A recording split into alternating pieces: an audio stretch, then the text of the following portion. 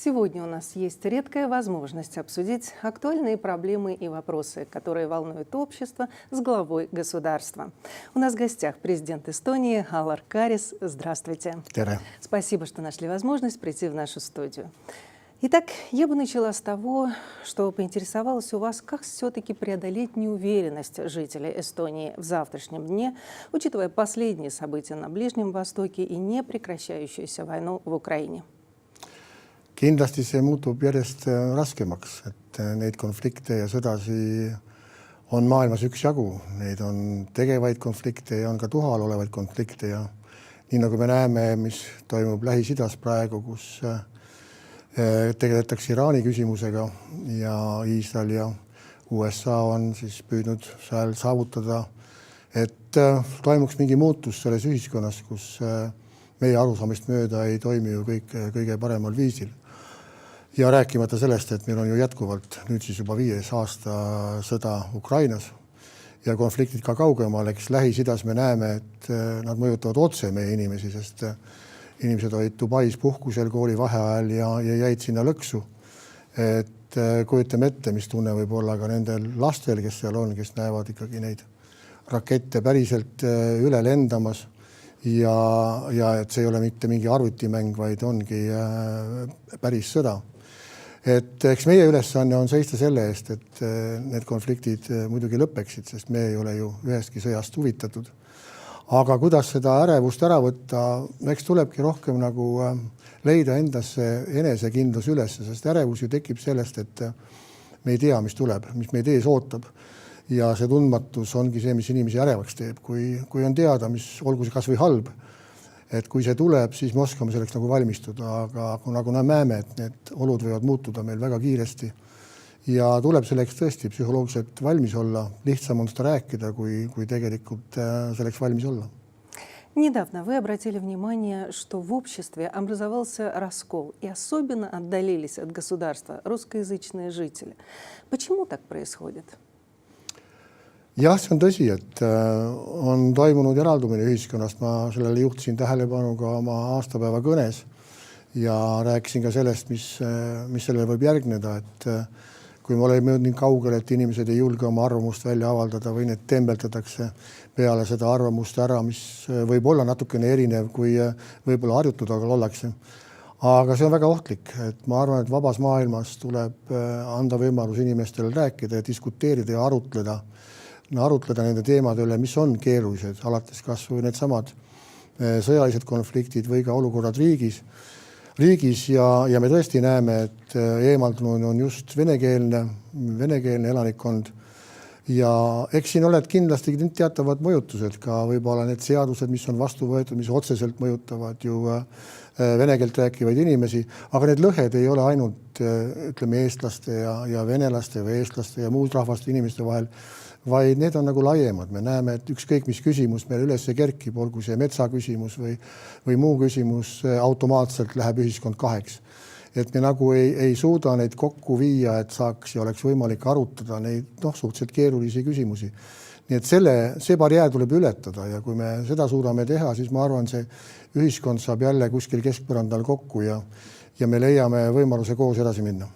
Но вот большой вопрос, как преодолеть все это и ищут ли пути сближения наши политики? Muidugi kõik algab ju poliitikutest, et kuidas nemad käituvad ja inimesed ju jälgivad väga hoolega, millised on poliitikute sammud, kuidas nad omavahel läbi saavad. Et see närvilisus on ju tunda ka poliitikute vahel ja me teame, et varsti on Riigikogu valimised ja seda me juba tunneme aasta ennem tegelikke valimisi. Et tahetakse neid jõujooned paika panna ja poliitikas tihti ongi ju niimoodi, et vastandumine viib edasi, et ühisosa otsimine mitte.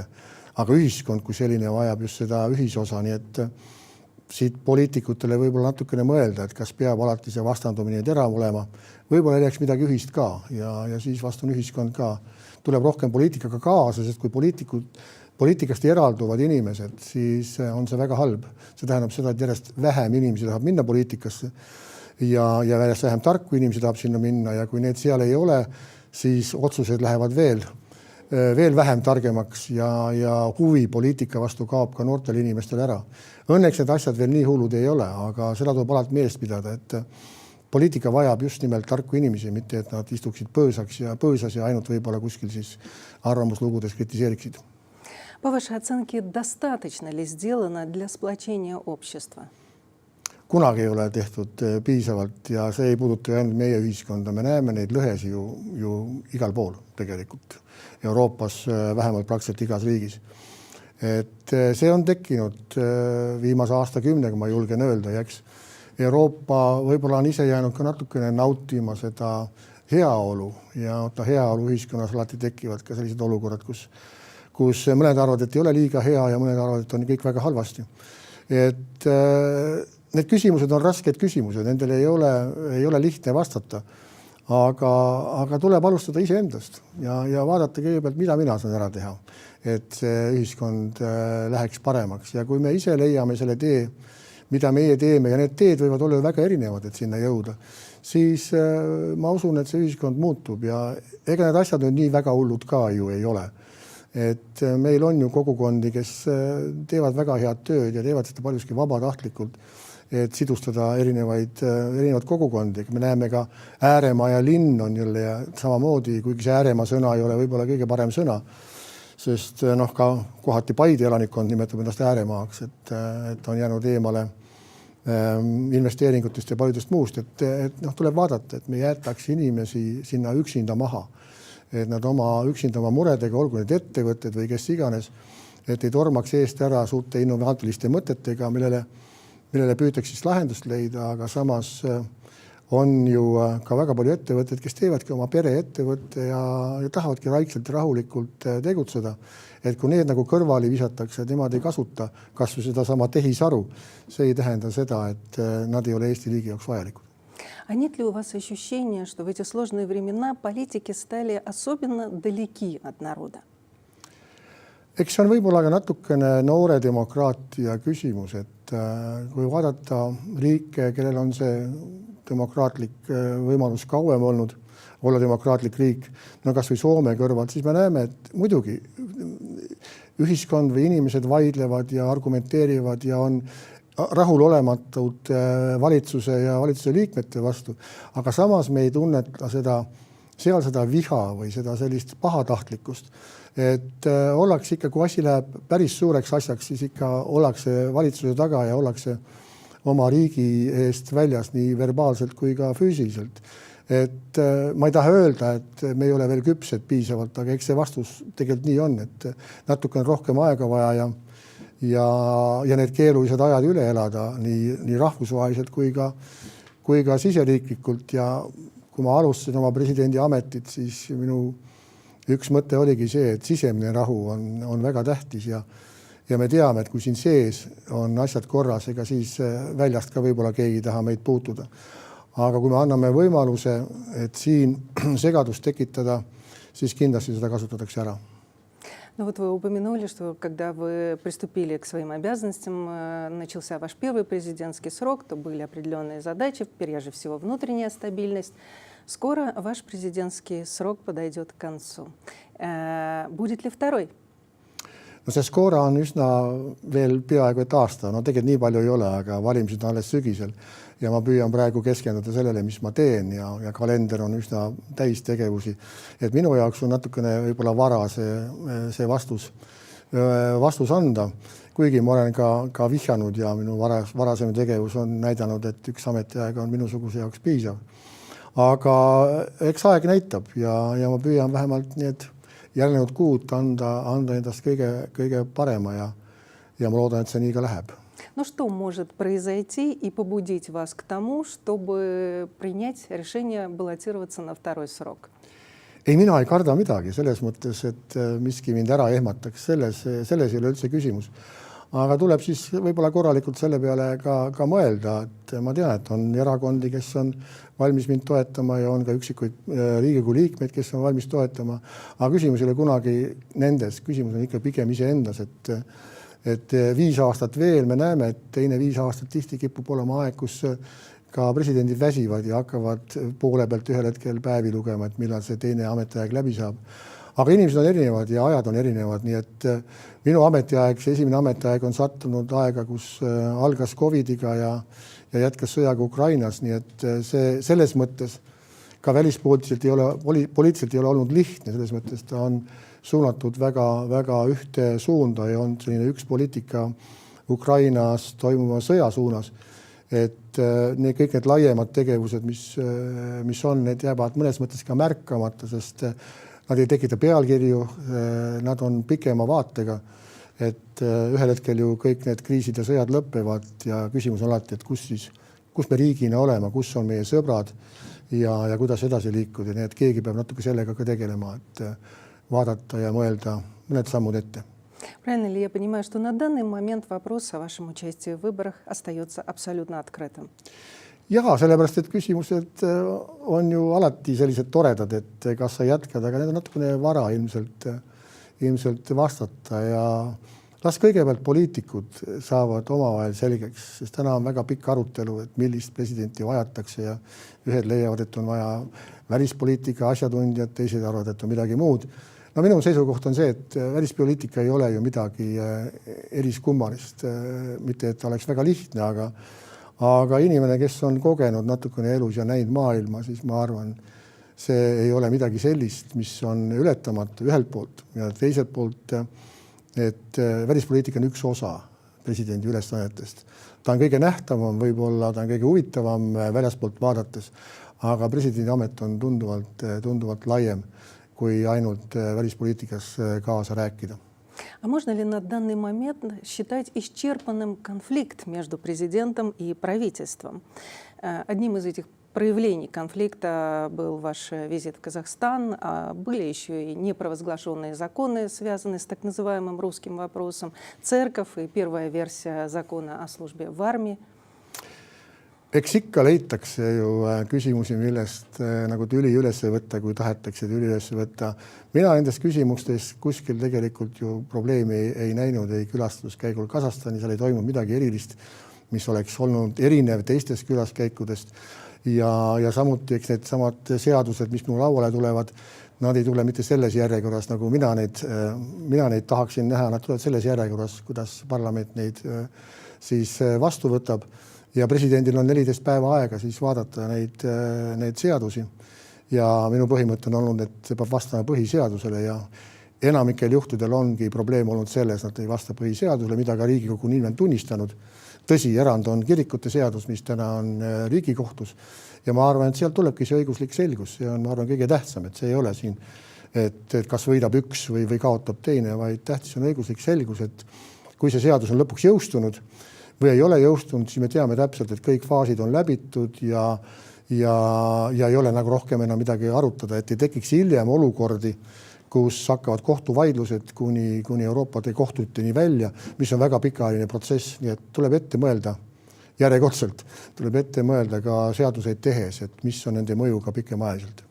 Но поскольку вокруг этого закона в том числе было очень много эмоций, то возникает вопрос, нужно ли искать в ваших действиях, когда вы не провозглашали этот закон, какие-то скрытые смыслы или сигналы нашему обществу? No salane mõte ikka olemas. Salane mõte on see, et need seadused, mis Riigikogu vastu võtab, et nad vastaksid põhiseadusele. See on minu ainukene salajane mõte, et otsida siit midagi muud on kerge liialdus, ütleme otse välja, et mina seda siin ei näe. Nii nagu ma ütlesin, et seadused tulevad ju lauale täpselt selles järjekorras, kui Riigikogu neid on vastu võtnud. Ja see, et neid on nüüd kuhjunud üks jagu, siis nii ta on, et mina pean siis Kadriorus vaatama neile otsa ja tegema oma otsuse. Скажите, а вот почему скандальный закон об онлайн-казино или о налоге на азартные игры так быстро прошел все стадии согласования и, как известно, нанес большой ущерб государственному бюджету? Eks see küsimus ole nüüd jälle mitte mulle, vaid otseselt, kes seda kiiresti menetlesid. Ja me näeme, et see kiiresti menetlemise tulemus ongi see, et jäetakse midagi märkamata, jäetakse mingid asjad tegema või tahetakse pärast seda parandada, kui juba seadus on Riigikogult vastu võetud, et need on minust vastu võetamatud. Tuleks võtta aeg ja ikkagi vaadata sisse, see on ju 101 inimest. See vastutus on ju Riigikogu kõigil liikmetel, mitte ainult need, kes on selle seadusandluse sisse andnud, vaid kõigil Riigikogu liikmetel. Et kui nad on kas vastuolus põhiseadusega või tihtilugu seadused ei ole ka kõige paremini välja kukkunud, aga siin ei saa president nagu midagi väga palju teha, et halb seadus, siis on halb seadus. Ma saan siin stuudios võib-olla öelda seda, et see seadus ei ole kõige parem. Aga mis on veel olulisem on, et üksikuna võib üks seadus tunduda ju täiesti korras olevat, aga tuleb alati vaadata seaduste koosmõju ja kuidas need seadused koos mõjuvad ja mis siis on see tulev ja kuidas seda siis on võimalik rakendada ja nii edasi. Et see on selline kaskaad tegelikult otsuseid, mis on vaja teha, kui Riigikogu otsus vastu võtab. Алла Рикс назвал вот эту всю случайную и неслучайность, связанную с законом об онлайн-казино, горьким плодом нашей политической культуры. Jah, poliitilise kultuuriga me peame ju pidevalt tegelema, aga kas see nüüd paremaks läheb, ma ei ole päris kindel, sellepärast, et valimised on tulemas ja püütakse siis oma see eripära läbi vastandamise sealt välja tuua, aga see ei tähenda seda, et ei pea püüdlema ja ei tähenda seda, et lootus oleks kustunud.